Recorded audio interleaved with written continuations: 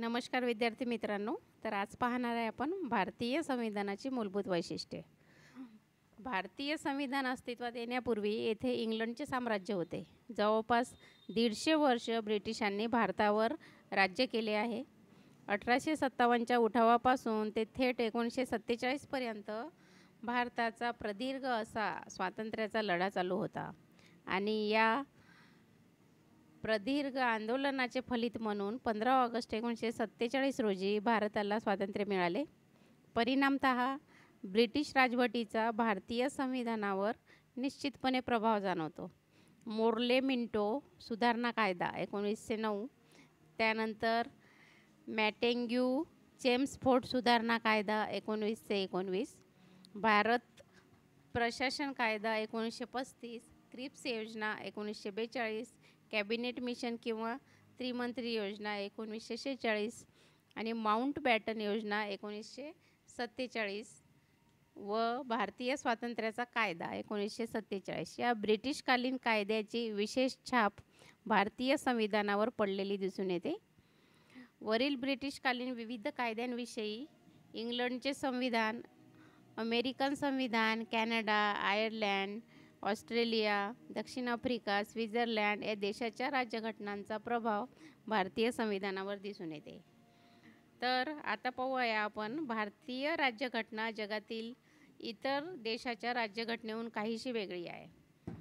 येथील ऐतिहासिक पार्श्वभूमी, सांस्कृतिक प्रथा, परंपरा, विविधता या सर्व बाबींचा परिपाक म्हणून भारतीय राज्यघटनेची काही विशेष वैशिष्ट्ये दिसून येतात. ते पुढील प्रमाणे सांगता येईल. याच्यातलं पहिल्या नंबरचं वैशिष्ट्य आहे लिखित आणि जगात सर्वात मोठी राज्यघटना. हे महत्त्वाचं वैशिष्ट्य आहे, कारण की आपल्या देशाची राज्यघटना ही इतर देशाच्या मानाने सर्वात मोठी राज्यघटना आहे आणि ती विशेष म्हणजे लिखित आहे. तर भारताची राज्यघटना अलिखित नाही तर लिखित स्वरूपाची आहे. यात 395 कलमे व 8 परिशिष्टे जोडलेली आहे. राज्यघटना जगात सर्वात मोठी होण्याचे कारण म्हणजे यात प्रत्येक गोष्टीचा तपशीलवार उल्लेख केलेला आहे. अमेरिका, स्वित्झर्लंड, स्वीडन, इंडोनेशिया या देशाची घटना वाचायला अर्धा तास देखील लागत नाही. पण भारतीय राज्यघटनेत केंद्र सरकार व राज्य सरकार यांची शासन व्यवस्था, मूलभूत अधिकार, नीती निर्देशक तत्त्वे, न्यायालये, संघ व घटक राज्य यांच्या अधिकाराची विभागणी, अल्पसंख्याक लोकांसाठी केलेल्या तरतुदी, निर्वाचन आयोग, लोकसेवा आयोग, महालेखापाल, महान्यायवादी, केंद्र व घटक राज्य यांचे संबंध, घटना दुरुस्तीची पद्धती इत्यादी बाबतीत खुलासेवार तपशील दिल्याने ही राज्यघटना जगात सर्वात मोठी झाली आहे. तर दुसरे वैशिष्ट्य आहे निर्मित राज्यघटना. तर भारताची राज्यघटना त्यासाठी नियुक्त झालेल्या घटना समितीने विशिष्ट काळात पूर्ण केली. घटना समितीने ही घटना 2 वर्ष 11 महिने 18 दिवसात पूर्ण केली आहे. त्यामुळे ही घटना निर्मित आहे. घटना समितीने आपले कार्य 9 डिसेंबर 1946 रोजी सुरू केले आणि 26 नोव्हेंबर 1949 रोजी त्यावर राष्ट्रपती डॉक्टर राजेंद्र प्रसाद यांनी स्वाक्षरी केली. म्हणून 26 जानेवारी 1950 रोजी ही घटना लागू झाली. तर राज्यघटनेचे तिसरे वैशिष्ट्य आहे सर्व घटनांचे मिश्रण. तर भारतीय राज्यघटना तयार करताना जगातील इतर देशाच्या राज्यघटना भारतासमोर होत्या. भारतातील राज्यघटनेत इतर देशाच्या राज्यघटनेतील चांगला भाग घेण्यात आला आहे. संसदात्मक पद्धती इंग्लंडच्या घटनेवरून, तर मूलभूत अधिकार रशिया व अमेरिका यांच्या घटनेतून घेण्यात आलेली आहे. नीती निर्देशक तत्त्वे आयर्लंडच्या घटनेतून घेण्यात आलेले आहे. अशा प्रकारे सर्व घटनांचे मिश्रण या घटनेत दिसून येते. चौथे पॉईंट आहे सार्वभौम, समाजवादी, धर्मनिरपेक्ष, प्रजासत्ताक गणराज्य. तर भारत हे सार्वभौम राज्य आहे. याचाच अर्थ असा की भारतावर अंतर्गत दृष्टीने किंवा बाह्य दृष्टीने कुणाचेही वर्चस्व नाही. अंतर्गत दृष्टीने श्रेष्ठ व बाह्य वर्चस्वापासून मुक्त असे ते राष्ट्र आहे. भारतातील अंतिम सत्ता प्रजेच्या हाती आहे. राज्याचा कारभार प्रजेच्या इच्छेप्रमाणे चालतो. भारत हे गणराज्य आहे, कारण भारतातील मोठ्यातले मोठे पद, उदाहरणार्थ राष्ट्रपती, देखील निवडणुकीनेच प्राप्त होते. राज्यप्रमुखाचे पद इंग्लंडसारख्या वंशपरंपरेने मिळत नाही. निर्वाचनाद्वारे ते प्राप्त होते. भांडवलवादी किंवा साम्यवादी या दोन्ही अर्थव्यवस्था भारताला मान्य नाही. भारताने समाजवादाचा सुवर्ण मध्य स्वीकारला आहे. 5वे वैशिष्ट्य आहे धर्मनिरपेक्ष राज्य. भारताचे राज्य कोणत्याही धर्मावर आधारलेले नाही. कोणत्याही धर्माच्या बाबतीत सरकार पक्षपात करणार नाही. कोणत्याही धर्माला सरकार पाठिंबा देणार नाही. सरकारला सर्व धर्म समान राहतील. प्रत्येकाला आपल्या इच्छेप्रमाणे कोणत्याही धर्माची उपासना करता येईल, त्याप्रमाणे आचरण करता येईल. आपल्या इच्छेने कोणत्याही धर्माचा स्वीकार करता येईल. आपल्या धर्माचा शांततेच्या मार्गाने प्रचार करता येईल, पण कोणावरही आपला धर्म जबरदस्तीने लादता येणार नाही. सरकारी अनुदान प्राप्त होणाऱ्या संस्थांतून धार्मिक शिक्षणाची जबरदस्ती करता येणार नाही. भारत धर्मनिरपेक्ष राज्य आहे. याचा अर्थ असा नव्हे की ते नास्तिक किंवा अधर्मी राज्य आहे. धर्मनिरपेक्ष म्हणजे धर्माच्या बाबतीत ते तटस्थ आहे. तर 6वे वैशिष्ट्य आहे संसदात्मक पद्धती. भारताने इंग्लंडप्रमाणे संसदात्मक पद्धती स्वीकारली आहे. हीच पद्धती भारतीयांच्या अधिक परिचयाची होती. या पद्धतीत संसदेचे मंत्रिमंडळावर नियंत्रण असते. संसदेचा विश्वास असेपर्यंत मंत्रिमंडळ आपले कामकाज पाहू शकते. संसदेने अविश्वास व्यक्त केल्यास मंत्रिमंडळ बरखास्त होते. संसदीय सदस्य मंत्र्यांना प्रश्न विचारू शकतात. मंत्रिमंडळ संसदेला सामूहिक रीतीने जबाबदार असते. या पद्धतीत संसद व मंत्रिमंडळ यांचा घनिष्ठ संबंध असतो. संसदेत बहुमत प्राप्त करणाऱ्या पक्षाचे मंत्रिमंडळ बनते. संसदात्मक पद्धतीत राष्ट्रप्रमुख नाममात्र असून वास्तविक सत्ता मंत्रिमंडळाच्या हाती असते. केंद्र सरकार व घटक राज्य दोन्हींसाठी संसदात्मक पद्धती स्वीकारण्यात आलेली आहे. तर 7वे आहे मूलभूत अधिकार. नागरिकांचे मूलभूत अधिकार म्हणजे लोकशाहीची आधारशिला आहे. मूलभूत अधिकाराशिवाय व्यक्तीला आपल्या व्यक्तिमत्त्वाचा विकास करताच येणार नाही. भारतीय राज्यघटनेत मूलभूत अधिकाराचे स्वतंत्र प्रकरण देण्यात आले आहे. मूलभूत अधिकार देताना अमेरिका, रशिया यांच्या घटनेतील मूलभूत अधिकारांचा विचार केला गेला. जे मूलभूत अधिकार देणे भारताला परिस्थितीमुळे शक्य नव्हते, ते गाळण्यात आले. अतिशय आवश्यक असे 7 मूलभूत अधिकार मात्र देण्यात आलेले आहे. तर यानंतरचे वैशिष्ट्य आहे तर जे मूलभूत अधिकार आहे त्याच्यामध्ये आहे समानतेचा अधिकार, स्वातंत्र्याचा अधिकार, धार्मिक स्वातंत्र्याचा अधिकार, शिक्षण व संस्कृतीचा अधिकार, मालमत्तेचा अधिकार, शोषण विरोधी अधिकार, घटनात्मक उपाययोजनाचा अधिकार. अशा प्रकारे हे मूलभूत अधिकार दिलेले आहे. तर 8वे वैशिष्ट्य आहे राज्यनीतीची निर्देशक तत्त्वे. तर राज्याला धोरण ठरविण्यासाठी मार्गदर्शन करणारी ही तत्त्वे आहेत.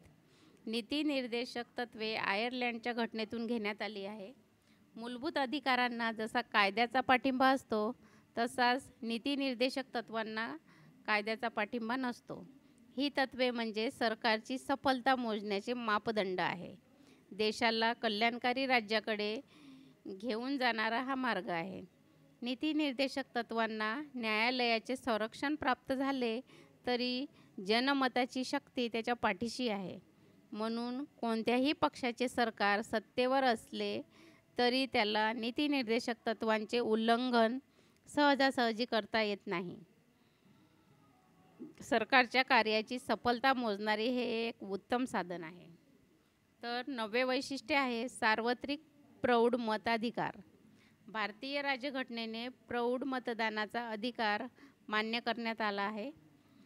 मतदानाचा अधिकार देताना कोणत्याही तऱ्हेच्या वंशभेद, धर्मभेद, जातीभेद किंवा स्त्री पुरुष असा भेद करण्यात येत नाही. मतदानाचा अधिकार देताना शिक्षण किंवा स्थावर मालमत्तेची अट लावली नाही. अशी अट लावली असती तर भारतातल्या 5 कोटी लोकांना देखील मतदानाचा अधिकार मिळाला नसता. भारतीय जनता अशिक्षित होती, पण स्वातंत्र्य लढ्यात भाग घेताना लोकशाहीचे सुंदर चित्र त्यांनी मनात रेखाटले होते. त्या स्वप्नाला पायदळी तुडवून लावणे शक्य नव्हते आणि योग्यही नव्हते. म्हणून जो भारताचा नागरिक आहे आणि ज्याचे वय किमान कमीत कमी 21 वर्षे आहे, अशा सर्व स्त्री पुरुषांना कोणत्याही तऱ्हेचा जातीभेद, धर्मभेद, वंशभेद, शिक्षित अशिक्षित किंवा गरीब श्रीमंत असा भेद न करता मतदानाचा अधिकार दिला आहे. तर 10वे वैशिष्ट्य आहे स्वरूप संघात्मक आत्मा एक केंद्रात्मक. भारत हे संघराज्य आहे. हे संघराज्य पृथक्करण पद्धतीने निर्माण झाले आहे. संघराज्यासाठी आवश्यक असणाऱ्या गोष्टी भारतात आहे. उदाहरणार्थ लिखित घटना, केंद्र व घटक राज्य यांच्यात अधिकार विभाजन आणि संघर्ष सोडविण्यासाठी स्वतंत्र सर्वोच्च न्यायालय किंवा न्यायपालिका. भारत हे संघराज्य असून देखील केंद्र सरकार शक्तिशाली आहे. आणीबाणीच्या काळात देशाचे संघात्मक स्वरूप जाऊन ते एकात्म होते. संघात्मक राज्य असून देखील भारतात एक केंद्रात्मक पद्धतीची अनेक वैशिष्ट्ये आढळतात. उदाहरणार्थ एकेरी नागरिकत्व, केंद्र व घटक राज्यांची एकच घटना, एकेरी न्यायव्यवस्था, राज्यपालांची राष्ट्रपतीमार्फत नियुक्ती, राज्यसूचीतील कोणताही विषय केंद्रसूचीत समाविष्ट करण्याची व्यवस्था. म्हणजेच भारताचे स्वरूप संघात्मक ठेवून आत्मा एककेंद्रित ठेवण्यात आला आहे. तर 11वे वैशिष्ट्य आहे घटना दुरुस्तीच्या पद्धती. भारतीय राज्यघटनेत घटना दुरुस्तीची पद्धत दिलेली आहे. घटना दुरुस्तीची सोय घटनेत असणे आवश्यक असते. घटना ठोकळेबाज असून चालत नाही. देशकाल परिस्थितीप्रमाणे ती बदलली पाहिजे. घटनेत दुरुस्तीची सोय नसेल तर कालांतराने ती घटना निरुपयोगी ठरेल. अशी ठोकळबाज घटना क्रांतीला उत्तेजन देते. म्हणूनच घटनेमध्ये दुरुस्तीची पद्धती दिली आहे. तशीच सोय भारतीय राज्यघटनेनेही केली आहे. घटना दुरुस्तीच्या 3 पद्धती देण्यात आहे. काही बाबतीत संसदेच्या साध्या बहुमताने घटना दुरुस्ती केली जाते. काही बाबतीत संसदेच्या दोन्ही सभागृहात अलग अलग तसा ठराव एकूण सदस्याच्या बहुमताने आणि उपस्थिती राहून मतदान करणाऱ्या 2/3 मताने मान्य करण्यात आला पाहिजे. आणि तिसरं आहे काही महत्त्वपूर्ण बाबीत वरीलप्रमाणे ठराव पास झाल्यानंतर त्यात कमीत कमी अर्ध्या घटक राज्यांची संमती आवश्यक असते. या 3 पद्धतीमुळे ही घटना काही प्रमाणात ताठर झाली आहे. तर 13वे वैशिष्ट्य आहे एकेरी नागरिकत्व. भारत अमेरिकेप्रमाणे संघराज्याचे आणि घटक राज्याचे नागरिकत्व अलग करत नाही, तर फक्त एकच म्हणजे संघराज्याचे नागरिकत्व व्यक्तीला मिळते. एकात्मक पद्धतीप्रमाणे ही व्यवस्था आहे. 14वे वैशिष्ट्य आहे कल्याणकारी राज्य. भारताच्या राज्यघटनेत भारताची आर्थिक व्यवस्था कशी राहील त्यासंबंधी उल्लेख नाही. 42व्या घटनादुरुस्तीने मात्र उद्देशपत्रिकेत समाजवादी हा शब्द जोडला आहे. त्याशिवाय नीतिनिर्देशक तत्वावरून भारताची आर्थिक व्यवस्था कल्याणकारी स्वरूपाची राहावी हीच अपेक्षा आहे, हे स्पष्ट होते. समाजवादी अर्थव्यवस्थेत लोककल्याणासाठीच उत्पादनाच्या साधनांवर समाजाचे नियंत्रण प्रस्थापित करण्यात येते. म्हणजेच स्पष्ट उल्लेख न करता भारताची आर्थिक दिशा घटनेत स्पष्ट झाली आहे असेच म्हणावे लागेल. 15वे आणि शेवटचे वैशिष्ट्य आहे स्वतंत्र एकेरी न्यायपालिका. भारतीय संघराज्याच्या दृष्टीने स्वतंत्र व एकेरी न्यायपालिकेची व्यवस्था करण्यात आली आहे. सर्वात वरती सर्वोच्च न्यायालय असून त्या खालोखाल घटक राज्यात उच्च न्यायालय व सर्वात खाली आहे दुय्यम न्यायालय. न्यायपालिका कार्यकारी मंडळ व विधिमंडळ यापासून स्वतंत्र ठेवण्यात आले आहे. न्यायपालिकेवर कुणाचेही वर्चस्व राहू नये म्हणून पुढील व्यवस्था करण्यात आली आहे. त्यामध्ये न्यायाधीशांची नियुक्ती करण्याचा अधिकार जरी कार्यकारी मंडळाला दिला तरी वाटेल त्या कारणाने न्यायाधीशाला काढून टाकण्याचा अधिकार कार्यकारी मंडळाला नाही. न्यायाधीशाला काढून टाकण्यासाठी संसदेत महाभियोग प्रस्ताव पास झाला पाहिजे. न्यायाधीशांचा सेवाकाल जास्त ठेवण्यात आला. वयाच्या 65 वर्षापर्यंत ते आपल्या पदावर राहू शकतात. त्याचे वेतन व भत्ते यांच्यात त्यांच्या नियुक्तीनंतर त्यांना हानिकारक होईल अशा रीतीने बदल करता येत नाही. तर अशा प्रकारे आपण सविस्तर असं भारतीय संविधानाची मूलभूत वैशिष्ट्ये याचा अभ्यास केलेला आहे. या 15 मुद्द्यावरून आपल्याला आपले संविधान कसे आहे, त्याची वैशिष्ट्ये कोणती आहे हे सविस्तर माहिती मिळालेली आहे. तर यामध्ये जर तुम्हाला काही अडचण असेल तर तुम्ही कमेंट करून सांगू शकता. तसेच व्हिडिओला लाईक आणि सबस्क्राईब करायला विसरू नका.